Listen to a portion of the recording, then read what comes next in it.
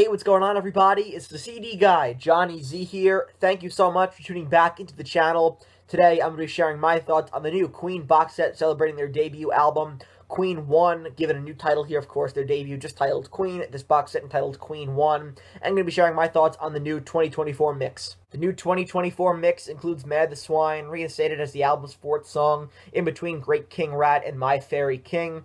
Previously unreleased material includes live versions of the song Jesus. For the first time, a live version of the song has been heard. A cover of the Spencer Davis Group's 1967 hit I'm a Man, both from Queen's second ever concert in London at Imperial College on August 23rd, 1970. Also, bassist Barry Mitchell's first performance with the band. This 6-CD box set also includes the first official release of the song Hangman in a live version from Queen's concert at San Diego Sports Arena on March 12, 1976, in one of its final live performances.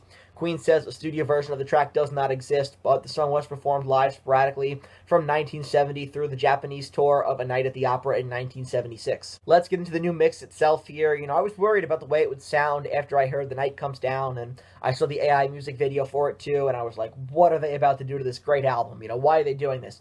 I was concerned the whole album was going to be overdone with pitch correct and overly modernized to the point where, it's stripped of all of its, 70s feel, all of its 70s qualities that made that original album so, unique at the time. And there were definitely some points here where I feel like pitch correct was overused or not necessary at all on Freddie Mercury's vocals, and I feel like in some cases it takes the life out of Freddie's delivery here. However, the sound is super crisp and clear in other areas, like on Great King Rat and Keep Yourself Alive. Liar is also a huge standout for me. The drums also sound different, and that was one of the main objectives of this new mix was, to fix the drums. But just in general, I think pitch correcting Freddie, the way that they did, it just seems like a mistake as far as I'm concerned, and does take me out of this new mix at times. The 2024 mix is supposed to, represent what the band wanted on their debut, but I think what's really interesting is that this remix, I think, sets itself apart from the original. The original still represents the rawness and the youth of the band. Not a lot of debuts have great production, mind you, granted, but, a moment in the band's history nonetheless, whereas, this new mix is the band now going back and fine-tuning things as they see fit. The live recordings are really cool, and that's the selling point here for me. The San Diego live tracks sound like a soundboard recording, but they added in some echo and reverb, which helped. The Imperial College recordings sound like they were recorded from an audience member, but they sound like a good quality bootleg, like that person was close to the stage, so that sounds fine. And the stuff from the Rainbow in 1974 sounds the same as the 2014 release.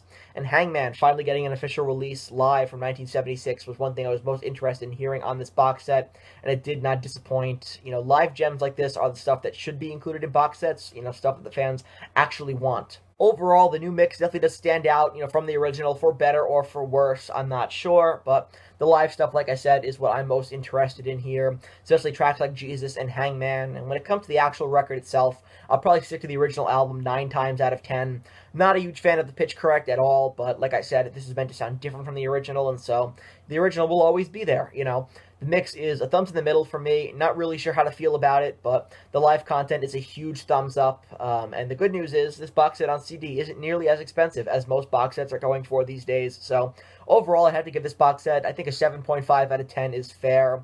The new mix will be polarizing. There are some aspects about it that I really like, such as the instrumentation, which isn't nearly as muddy sounding as the original. And then there are some aspects that I wish they would have just left alone for the most part, like Freddie Mercury's vocals. And I'm sure the band will do more of these in the future. I just hope that when they do, they're able to take into account, what the fans are saying about this one from a production standpoint. And at the end of the day, I'm no producer, and you guys have a really good ear for these things, so you'll let me know down in the comment section. But I can only comment on what I hear in the mix, which, like I said, I already have a bit of a love-hate relationship with. So, yeah, pitch correcting Freddie's voice was certainly a choice, but all in all, going to give this box set 7.5 out of 10. So that wraps up this review here of the new Queen box set, Queen 1, celebrating their debut album. 6 discs. We got a new 2024 mix of the debut, which, like I said, is bound to be polarizing for sure, but just wanted to share my thoughts here today on the new box set and the new mix. So if you enjoyed this video, please give it a thumbs up, subscribe to the channel down below, turn on the bell for notifications so you don't miss a new upload, and let me know down in the comment section below what are your thoughts on the mix, and will you be buying this box set? I definitely want to hear from you.